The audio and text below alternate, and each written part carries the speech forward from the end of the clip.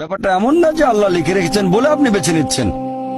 যেহেতু আপনি এটাই বেছে নেবেন, তাই আল্লাহ আগে লিখে রেখেছেন। এখানে পছন্দ আপনার, তবে আল্লাহ আপনার পছন্দ জানেন। যেমন ধরেন একটা রাস্তার মোড়ে আসলেন, সামনে 5টা রাস্তা, রোড নাম্বার 1, 2, 3, 4, 5। এখানে পছন্দ আপনার, বেছে নিতে পারেন রোড নাম্বার 1, 2, 3, 4, 5। আপনি গেলেন রোড 2-এ। এটা আগে থেকেই লেখা আছে আপনার নিয়তিতে যে আপনি যাবেন 2 নম্বর রোডে। ব্যাপারটা এমন না যে আল্লাহ লিখেছেন বলে আপনি করছেন। যেহেতু আপনি এটাই বেছে নেবেন, তাই আল্লাহ আগে লিখে রেখেছেন। তাহলে পছন্দ আপনার।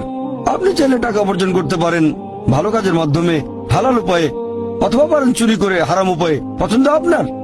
ধরেন চুরি করলেন, এটা আপনার সিদ্ধান্ত। তবে আল্লাহ আগে থেকে জানেন যে এই লোকটা সহজে টাকা পেতে চায়, তাই চুরি করবে। তাই আল্লাহ আগে লিখে রেখেছেন যে এই লোকটা 25 বছর বয়সে চুরি করবে।